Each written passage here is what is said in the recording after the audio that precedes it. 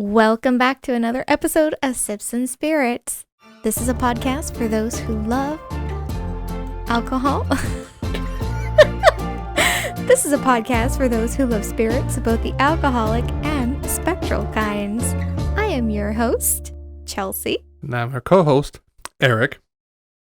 A little disclaimer before we get started. We're not historians of any kinds. Any facts or stories presented are from various sources, and we mean no disrespect if something's not presented 100% accurate. We make no claims that these stories are true. We just found to be spooky and interesting in nature. We are not mixologists. The cocktails and spirits are tasted for the first time during these episode recordings unless we note otherwise. And today is the first time of trying this Delectable gin. Hopefully, we're hoping. gin. What did I forget? The vessels for trying the gin. Oh, yeah. Oh, yeah. Oh, yeah. Shall I go grab the shot glasses? Show us some shot glasses. All right. Please pause. Shot, Put, shot, like, shot, insert shot, shot, elevator shots. music here. We just cut it. Be right back. All right. Ready to So continue? we're ready to continue. Shot glasses got. Got it. Grabbed. So we can try. But before we do that, let's talk about our spirit, huh? Let's talk about the spirit. You're supposed to ask me what we're drinking today, What but are we I messed drinking up the today? flow What are we drinking today? twice now. Dos. All right, so today we're calling upon a spirit from Dancing Goat Distillery in Whiskey City, Wisconsin. We are using their Death Door Gin to conjure an Orchard Stroll cocktail. There's a lot going on right there. I didn't decide to throw in all those words. I'm like dancing goat. Yep. That's So the distillery, the people who make the gin, are called Dancing Goat Distillery. And stroll to the orchard, and you'll find out why in that situation. Let's taste this bad boy. Yeah. While I pour You should have been pouring it while I was introducing You it. know what? I was trying to be a good Come listener. on, we're 7 episodes in. You should have this by I was trying now. to be a good listener and focus on you. Shot for the ladies. Thank you. Let's put like a little bit for me. Just kidding. I think a taller shot glasses. This isn't enough. For some When are we going to get her? I need to talk to our vendor. and Our see what supplier? our supplier and see what dealio with that is. He probably has other projects to work on. That's fine. That somebody else took our priority spots. Anyway, gin. Cheers. Salud.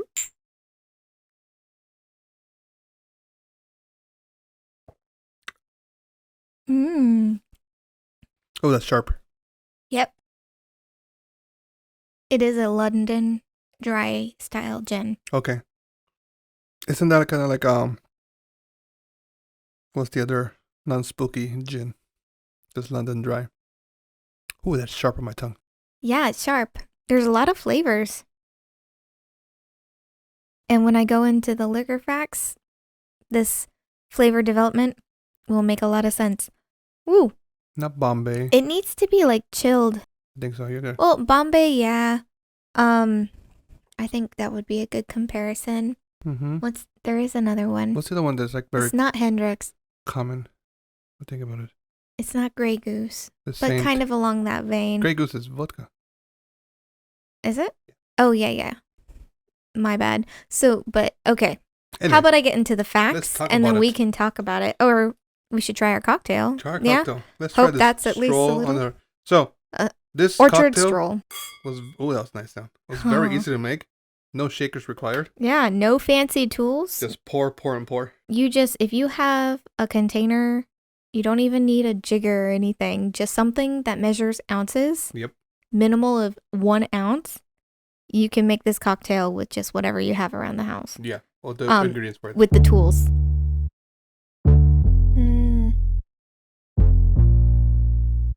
Okay, much more enjoyable. Much more enjoyable. Let's stir mine. Now I wonder if we should have chilled the gin Maybe.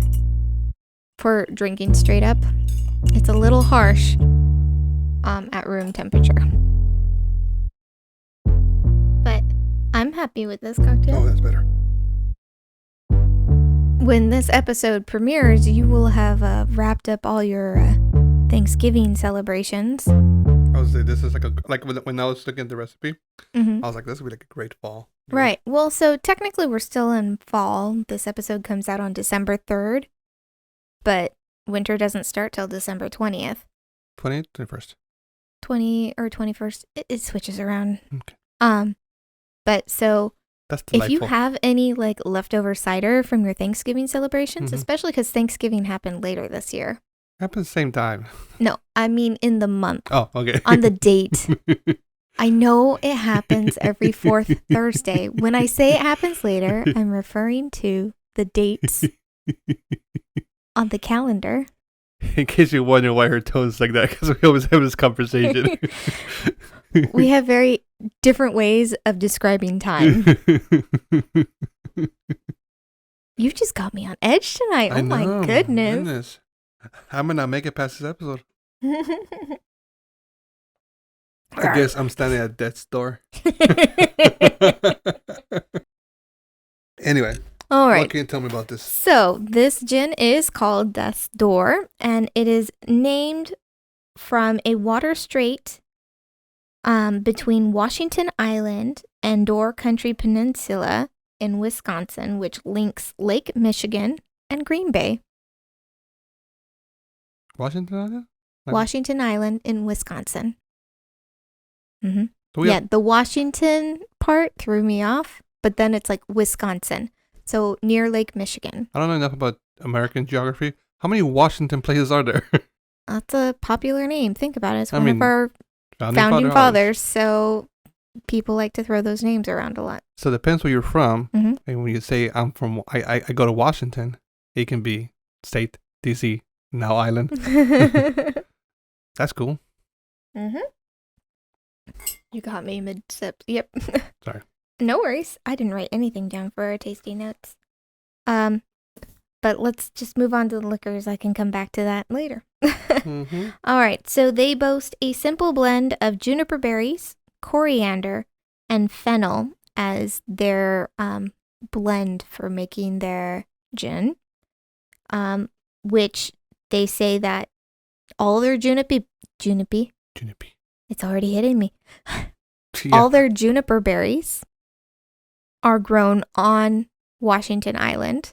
So they come directly from there, which moves into my next fact, which is that they are committed to working with local farmers to create all their spirits, Awesome. which is really cool. That's always cool. Mm-hmm.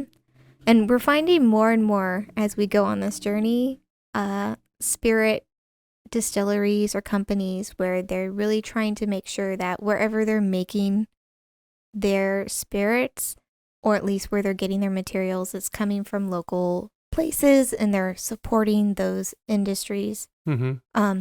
which is such a great Oh, yeah. Kind of. way. It really makes that a very synonymous Mhm. relationship. And I don't think that's the right word, but that's what I'm going with. Symbiotic. Symbiotic. There we go. In that you Spider-Man. have these production facilities Mhm. come around the distilleries, but they're bringing commerce as the liquors get in higher demand and they have to manufacture more. The farmers are also in work too because it's guaranteed that those distilleries are going to purchase their materials from the local farmers, which is really good. That's so cool. So I really liked that, and I thought it was worth sharing. What is the last two ingredients you mentioned? I don't know. Coriander Yes. and fennel. What are those? So coriander is a type of spice. Okay. I've used it a lot. It gets used a lot in Mediterranean foods. Okay. It goes really nice as a spice when it's ground up, like on bell peppers. I can't quite. I'm trying it's to a think little if I've. earthy of a flavor. Okay. So when we tried the cocktail, I was thinking about the tasting notes that they provided, and I Mhm. was like, excuse me. They went through, they were like, you'll have these flavors and you'll taste them in that order. So first you have the juniper berry, which Mhm. you do get. It starts off really kind of Nice. shallow and it's like, oh, this is nice. And that goes into the coriander, which is a very harsh You're sure. spice. Mhm. It's a nice spice, but it can be really overwhelming. And then the fennel is a type of wheat grain. Okay. So, yeah, that's the best way to explain it. I've never actually eaten fennel in a concentrated amount to properly describe it. But when we were tasting it, definitely for sure. I don't know if you know this, but when it comes to growing juniper berries, it's the same ideology that you want to do like growing wine grapes, where you want like a harsher environment to get like a better taste. I have no idea. Okay, I was curious. I don't know. Because at least for edibility of fruits, you want your plants to be pampered. Pampered like a baby. Spoiled. Right? You don't want them to be stressed. Well, whereas like with wine grapes, you want to stress the vines as much as possible. Not to the extent that they're failing, but that they grow hardier fruits Survival to get of the fittest. That really good flavor in the wine. I don't know if that's the case for fruits you use in other spirits. I look into it. Yeah. So that's a good question. Yeah. Ooh, no, this is actually pretty, like the more I'm drinking it. I like the cocktail a lot. This would be great at Thanksgiving dinner. I'm like, too bad this is coming afterwards. I know. We should make it for Thanksgiving. But definitely very refreshing. The more I'm drinking it, the more I get like hints of the gin at the end of it. And the elderflower, I was really worried it would be too overwhelming. I don't taste it at all. But I taste it, but it's not in a bad way. It's not like, oh, there's elderflower. I don't drink enough elderflower to recognize it. It's more like the aroma that you're getting when you're smelling it while you sip it. Yeah. It's not in the flavor as much. But like 3 ingredients we have. I want to try this. So when we were mixing it, it recommends, it suggests that you can make it a hot cocktail as well. So all you have to do instead of pouring over ice, you just warm up your apple cider that you add to the cocktail. And now I'm really curious because I really love a hot cider. Those are really nice. So I'm curious how this would taste as a spiked hot cider. I'm not sure if I'm over there. I'll try, but like simple ingredients. You have the gin, elderflower, and then cider to your tasting desires. Yeah. So I added quite a bit of cider, and I was like, you know what? It tastes of cider with a little hint of gin, so it's not too bad. Like the cider, kind of hides all the sharpness. But it's still a generous serving but it's of still liquor like a good like combination kind of thing. Like, yeah, no, this would be great for Thanksgiving, especially with the dry turkey kind of thing. Oh yeah, or even just as like to serve with Thanksgiving dessert. Yeah, that'd be good for dessert, especially the hot one though. For dessert, that'd be a good one. Yeah. Cool. All right. So they say that the bitterness is reduced. I guess that you get in other London Dry gins. I'm not a big London Dry, specifically gin person, so I can't vouch for that. I like the more floral, heavy gins I've discovered. So I don't usually. Cut in half. It broke. It had a crack in it. I noticed. I was like, what did you cut in half? Sorry. No worries.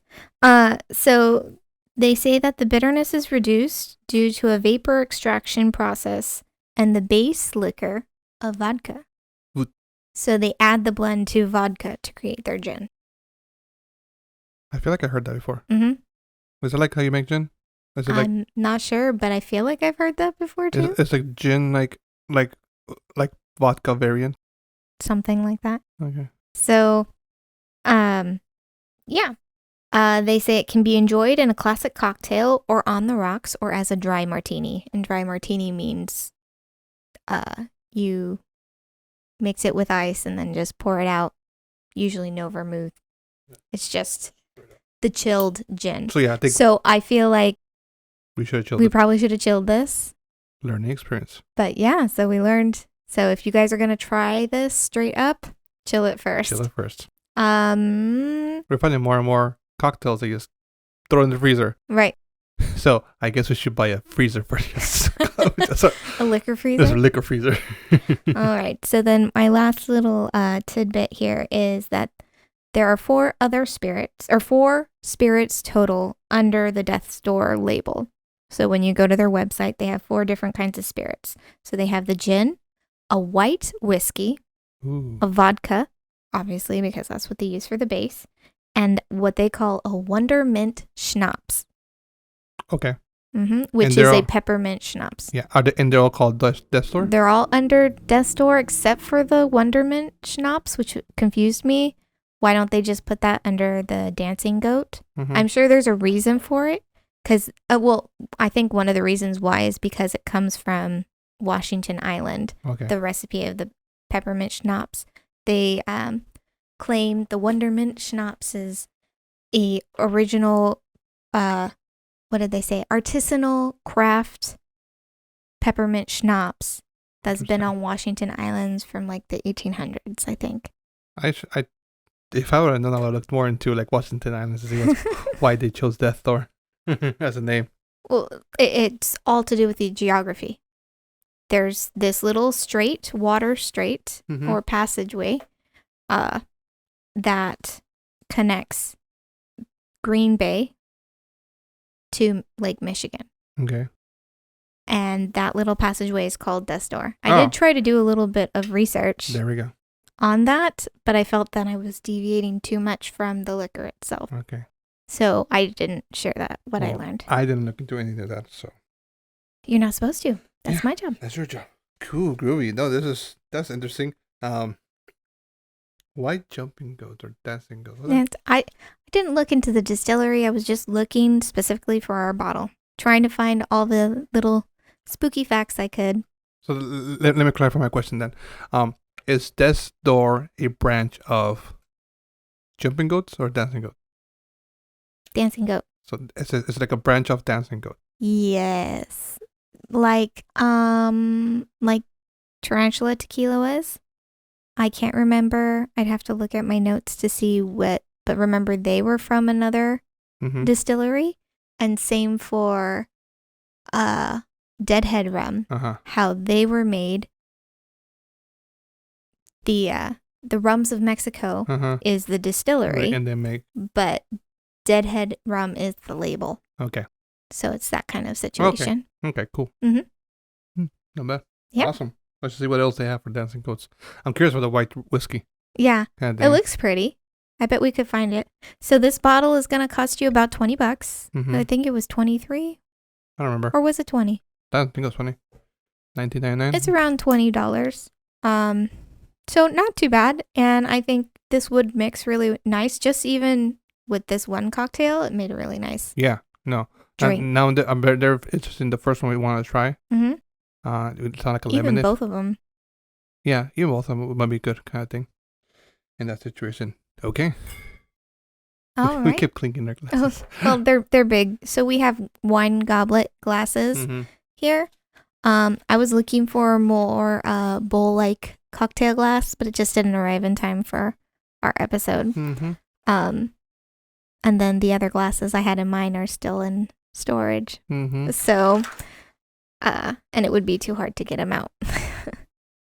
Guess we should just have them out all year round, but no one listens to me. Anyway, are you ready for my turn?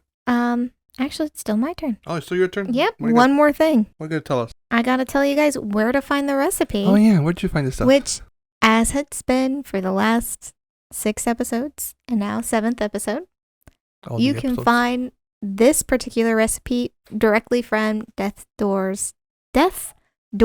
Gin website. They have a ton of different recipes for all their different spirits to help you figure out what to use your thing for. So now I'm really, really curious about that Wondermint schnapps. Mm-hmm. I don't actually know what my stance is on schnapps. I haven't drunk enough. It's usually like mixed into a drink with like a minimal amount. Well, So, we know your mom is not a fan of schnapps. well, specifically peach schnapps. Yes. But I think she has like a little like adverse to like all schnapps, just in general. Mm. Kind of thing. Just, you never know. To me, sidetrack kind of thing. Snaps just brings me back to college days because they're cheap to buy. So it's like a cheap like, oh, I'm gonna drink this and it burns Mm-hmm. on the way down Yeah. kind of thing.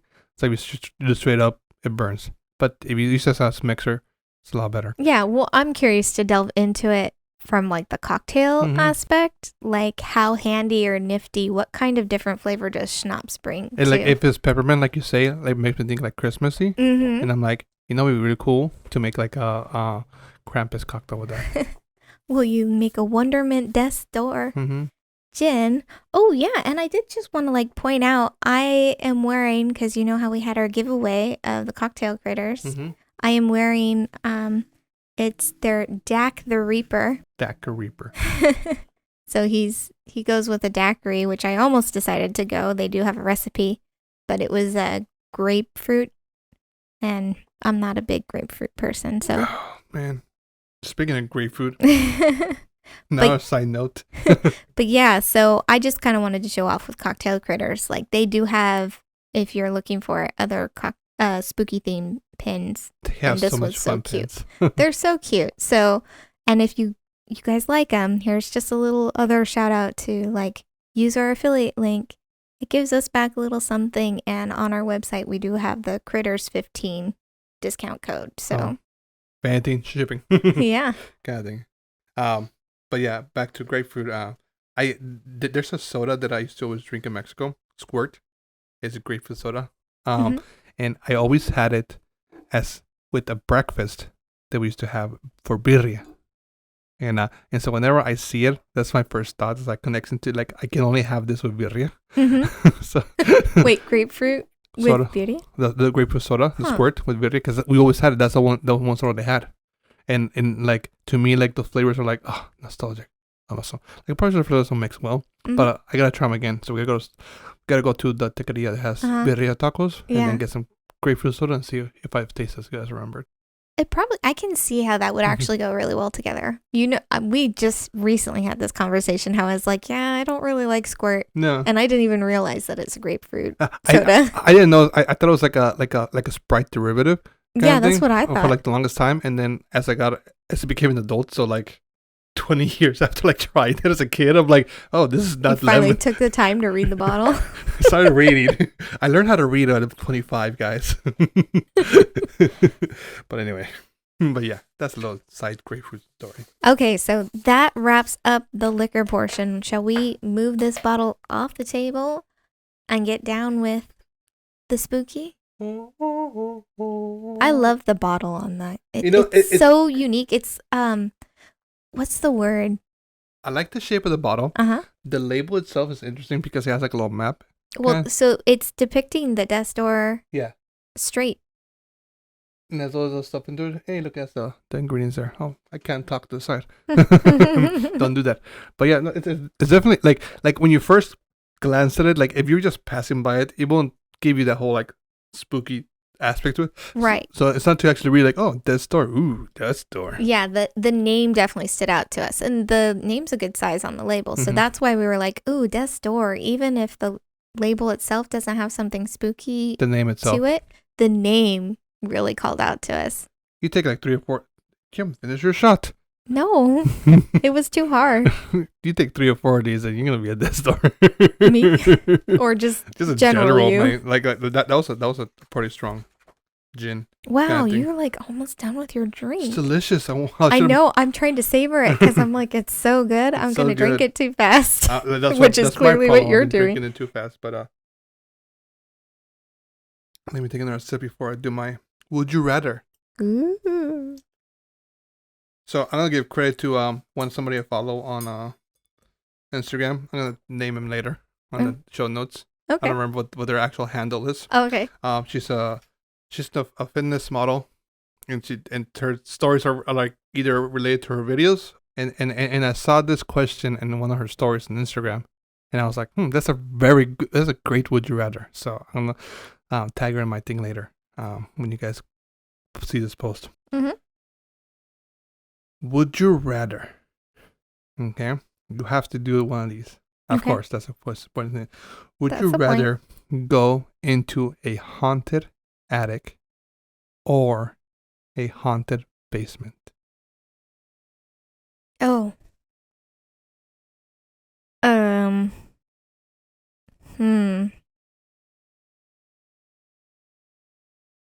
Oh, that's hard. The ones I got. I was just thinking about attic. Attic? Attic. Why attic? I feel like there's gonna be inherently more light than you would find in a basement. Even if there's not a lot, it's still a little bit more. It's harder for it to get shut out. Unlike in a basement where you could totally shut out the power.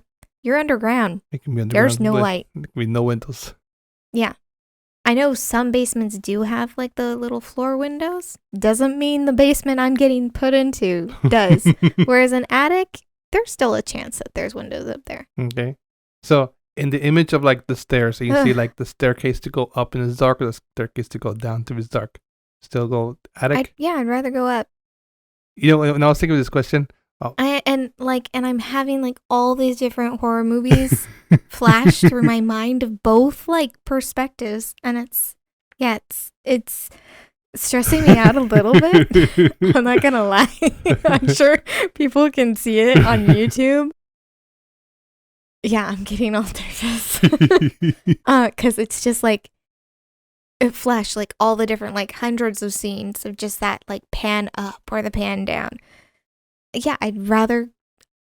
It's a really tough, close call, but yeah, I think I'd still rather definitely do the attic. The attic, okay. Oh.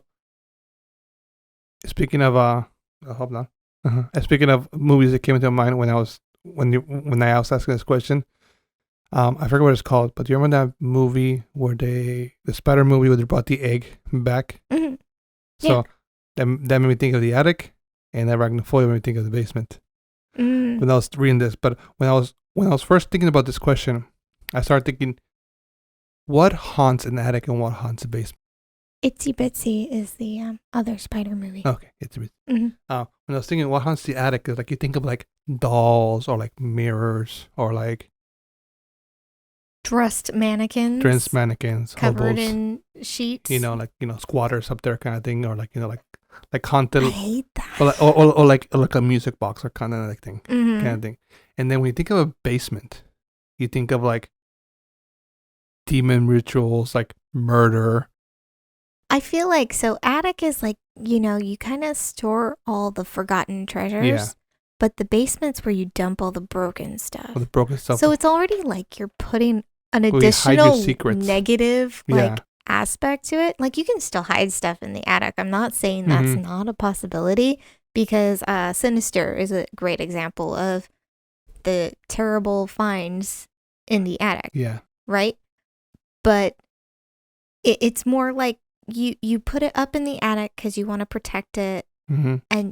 but it just gets forgotten because out of sight, out of mind. Mhm. Whereas like I always feel like when you have those basement scenes, it's like all this broken, rundown stuff. Yeah. It's not like stored in trunks or put little You always find like like protective dust sheets on. It's you find those like cardboard it's- boxes. that are, yeah, like, or moldy. it is like it's like almost a second secret Mhm. private room because nobody wants to go down in the basement. Mhm. Where you could have, how many ritual rooms have you heard where it's the basement versus ritual rooms up in the attic? Doesn't make sense. Yeah, you can put a fire up there, Right? Or a little blood circle, then like it It's shows just- through it your drips ceiling. down. Like, You're having dinner parties. oh like, yeah, is what was that Peaches Christ movie where they were storing the dead bodies up in the roof? Oh, that movie that All About Evil. All About Evil. There we go. I love that movie. If you guys love your drag queens, if you love your drag queens directing horror, All About Evil. Peaches That's a great Christ. one. She's tall. We love us some Peaches. Mm-hmm. But anyway, I was like, what would you hide in the attic and what would you put in the basement? So, for me, encountering something in the attic would be fun because it's like materialized into something. Like I said, it's something like a value that you said. Versus encountering something in the basement is more spiritual. Sorry. You can continue. I'm just like, we're deviating from talking about our cocktail and then a spooky story. We're just going to go into basement and attic movies because I'm like, La Llorona is another one where they have a attic scene. Yeah. And yeah, she utilizes, there's a wedding dress in the attic. right? Okay, sorry. Continue. But so then I was like, okay, well, what would you rather have? I was like, okay, when I think of something like materialized into something like heirloom, like okay, let's think of porcelain doll. Porcelain doll makes me think of Chucky. See Chucky, I'm punting him out the window, kind of thing, And then versus going down the basement, you have some like spirits or like demons kind of situation. I was like, Yeah, like the Conjuring. Conjuring kind of thing. It's like you look down at the basement and you have that feeling of like something there's watching me. And it's wanting me to come down. Versus when you look at it at an attic, like something there is hiding, and it wants to, and like it's different. It doesn't necessarily want to be like bother you or be found, right? Kind of thing. But something in the attic, it's like you're closer to the earth's roots. You're closer to the more like the primeval. And that's not even the right word. I had it and I didn't say it fast enough. Just that more like ancient, those ancient powers and feelings and vibes, right? You're coming closer to the earth's core, closer to the earth's surface. It's almost like that basement itself is like this invasion into that. So there's already that anger. Oh, we're going into this whole existential conversation of attics versus basements. There we go. And horror. Maybe we should do a live about that. Just have a conversation about what we are talking. Right. But anyway, my choice, just because. What is your choice? Because I like to. He loves to face the danger head on. I like to face something that's gonna be harder. Per se, I'm not saying that the whole like Chucky experience was an easy walk in the park kind of thing, but personally, in that situation, it's dull kind of thing. I need to watch the movie again. Just to get the whole idea behind it. But I would go to the basement just because it will give me more chills to it. And I'll be like, yeah, let's find out what's down there. Oh. Yeah, that's so you. And this is totally not important at all, but I think it's funny that you associate Chucky as a porcelain doll. Yep. And I think he's like a rubber toy. Oh my God, that noise just totally freaked me out. He's like kind of like he's like a kid's toy, like he's not a Cabbage Patch doll. It's kind of like the Elsa toy that Boo has. Yeah, it's kind of like that. No, just not exactly. But that's not a porcelain. No, it's not. But it, like I said, wasn't important. I just felt like we have to clarify. So I like when I find a story and it gives me like a whole chills. I like it when I change it a little bit and it's like even more like a kind of thing. And I've heard of people who write stories for like podcasts and stuff. Like they talk about it and like they start feeling like energy or like pressure and things. Like I can't wait until I write a story, and as I'm finishing the story or I'm writing a story, cold breath comes out, and you hear that. No, thank you. But anyway, although probably. When it really gets cold in here, we probably will have those I know, moments. right? It's like, ooh, the room just got colder. I know. If the air conditioner is not working in the hot season, I doubt the heater's going to work in the cold season. That's why we wear more blankets. Uh-huh. Anyway, are you ready? Ready. Ready. Story time. It was a dark, stormy night. Steve had just come in from having tied down anything that could possibly blow away in the wind outside. I'm going to move this because I need to read. There we go. Cold seeping into his bones, he decided to go sit by the fireplace to warm up. He closed the door to the large living room of the large house he had just purchased. His wife and daughter were back at the old home, gathering up some of the last items to be moved to their new home. Steve decided to stay the night by himself to get the feel for the house. The house was probably too large for such a small family, but Steve couldn't pass up the good buy when he got on it. An old antique house, incredibly large in a quiet, secluded area for such a small price. Steve still couldn't believe how lucky he was. The television was one of the items his wife was bringing the next day, so he decided to read a book to pass the time. He sipped at his hot coffee while being warmed by the crackling fireplace. Steve couldn't help but to look forward to many more nights like this, all snug in front of the grand fireplace. On the cold winter nights eventually come.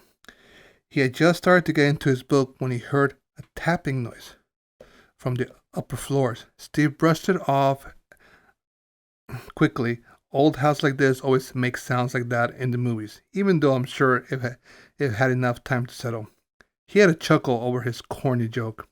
He went back to his book, but the sound started again. It seemed to be moving across the upstairs. Perhaps mice? Thought Steve. I should really look into it tomorrow morning. The wife would not be pleased to find mice in their new home. Tomorrow, though, no use chasing mice in the dark. Then Steve heard what sounded like a door opening upstairs. The big room was starting to feel a bit less cozy. He tried to pass it off as his imagination running wild and tried to immerse himself in his book. It did no good because this time the sound didn't go away. The tapping, the footsteps started to sound like they were coming down the stairs that led to the living room door. Dump, dump, dump. Louder and louder as they went down. Steve had put the book down now and was staring at the door with great intensity. What if it was a robber? He thought, or worse, no, he mustn't let his imagination go wild. He stared at the great door and heard the footsteps keep thumping, finally coming off the stairs and towards the door. Dump, dump, dump. He stared at the door, his fears increasing. His fears increasing. Dump, dump, dump. The fireplace suddenly went out. The door handle started to turn. Steve was too frightened to get up to stop it, stuck in his place by fear. Slowly, it creaked open until it finally was completely open to Steve. A shadow stood there. Steve tried to make out the shape of his dark. Was it a robber or something else? Something darker. The shape raised what Steve thought was a hand. Red eyes glowed at what he thought was his face. And then, the most terrifying thing, it started to smile. Not a warm, welcoming smile, but a sinister smile that said, "You are mine." Like a flash, the shape seemed to disappear into the darkness of the room. Steve tried to look around the room to see if he could catch a glimpse of it. When he tried to get off the chair, two black shapes that looked like hands grabbed and held Steve down. A blood-curdling scream arose from Steve. Linda pulled into the driveway in her truck the next morning. She was sure she finally had gotten every last thing and was ready to move into a new house. Her daughter bounced out of the car and ran towards the house. Linda thought, not for the first time, that the house was much too big for the three of them, but Steve was too much in love with it for her to change his mind. She had told him not to spend the night at the house alone, but he had insisted. She smiled to herself. The big goof was probably going to tell her daughter all kinds of ghost stories he made up last night, and she'll end up trying to soothe her to bed tonight. Her daughter bounded into the house, and she followed closely behind. She called for Steve. No answer. Probably still asleep in that huge living room, or can't hear us through the door. He loved the room most about his house. She told her daughter to check the living room for her father. Her daughter went off to do that. Linda started to unpacking some of the food they had brought in the kitchen when she heard a scream from her daughter. She ran to the living room to see what was the matter. She looked in and screamed herself. Steve was sitting in his chair, book on the floor. His hair had turned stark white, and his clothes were ripped, claw marks all over his arms and face. He was dead. With a look of stark terror etched forever on his face, Linda reached and cried in what could possibly have done this to her husband. What? And then, through her sobs and her daughter screaming, she thought she heard from the upstairs. Dump, dump, dump. During the daytime? During the daytime. The end.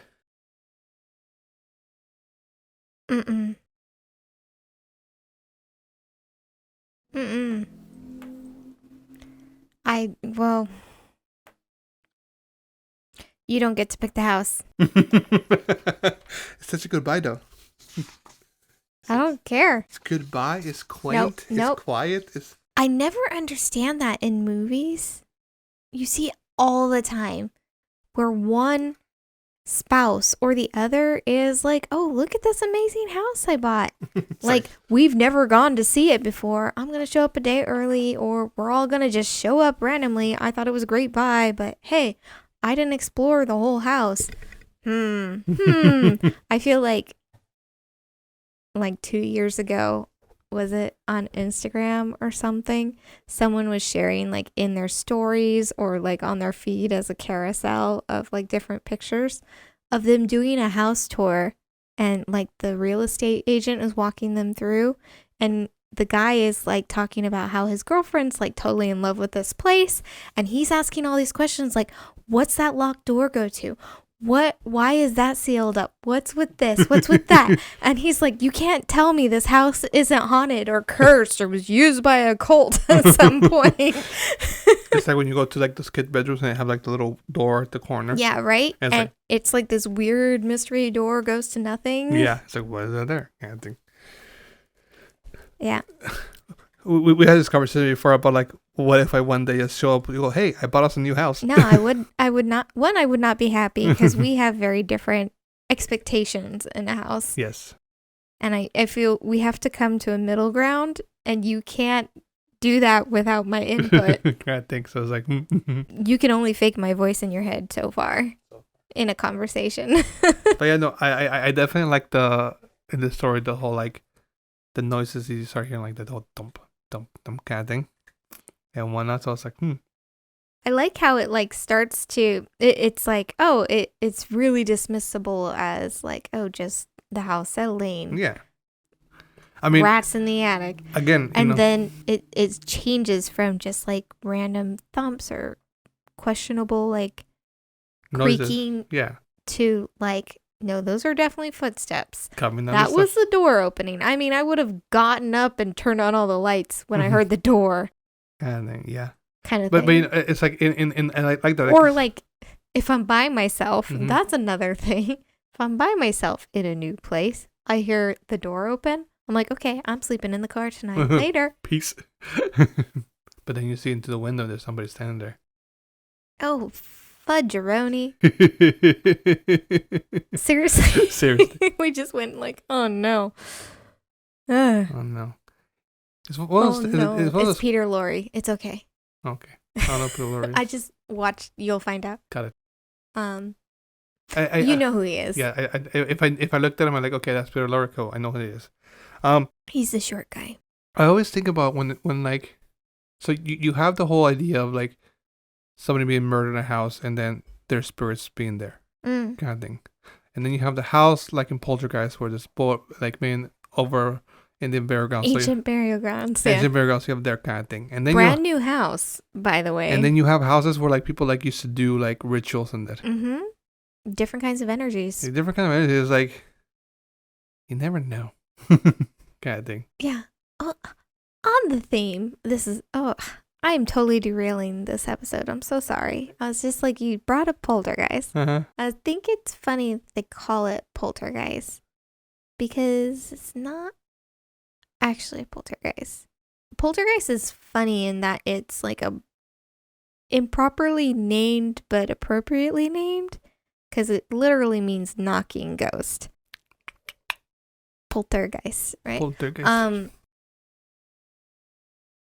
But essentially, it's a manifestation of energy, usually due from stress, from one of the residents, usually younger residents in the household. But in Poltergeist, it's not actually that. It's that the land is cursed. Land is cursed. Or it becomes cursed ground because it was disrespected, right? So, moral of Spoiler the story. alert if you haven't watched Poltergeist, sorry. I have not.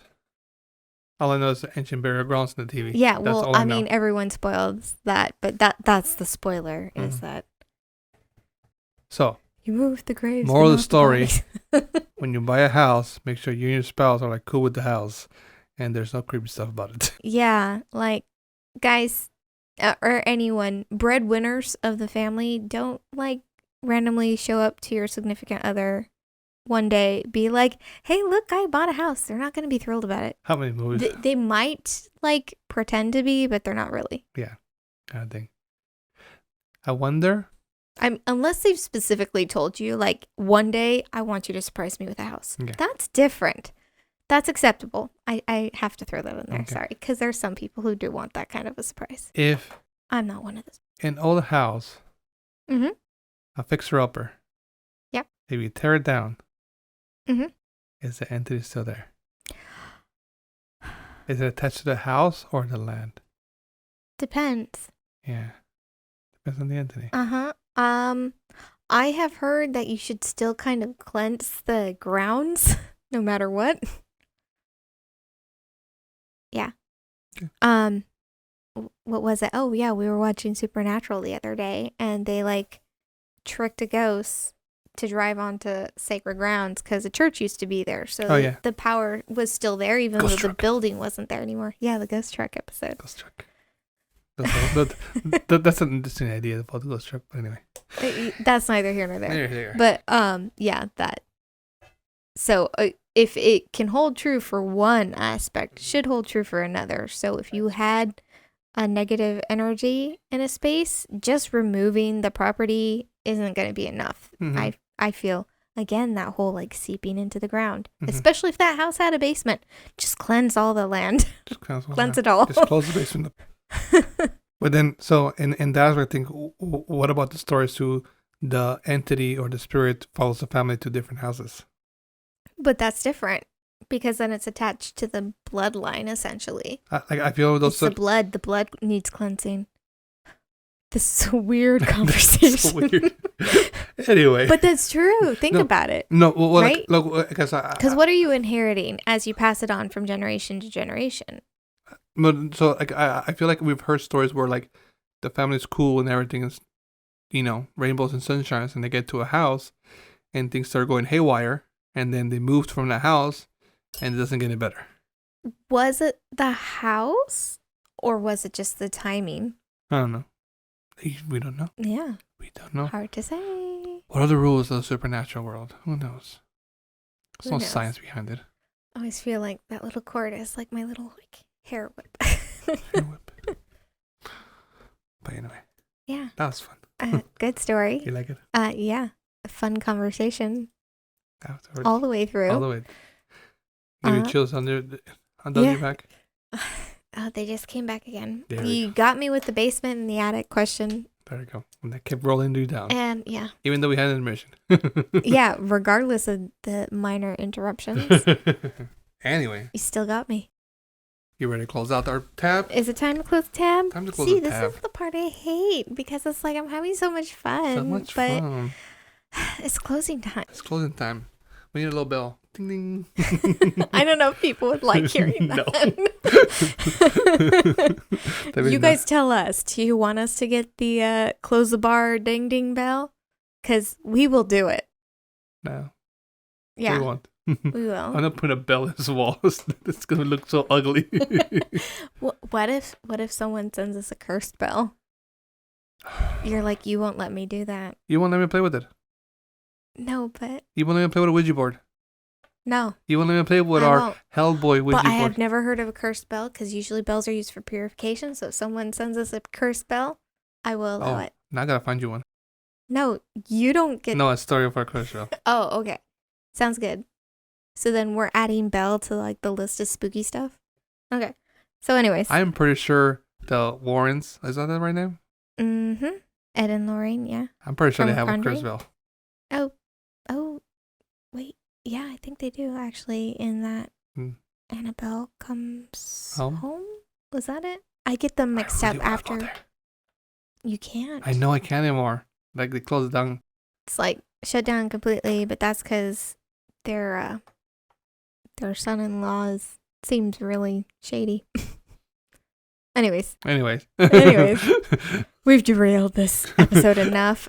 It is time to close the tab, or we'll keep you guys for another hour. If there was a bar, the lights will go on and be like, who am I drinking with? Like, we can still keep talking. Anyway. I'm like, oh, good. I can see you better now.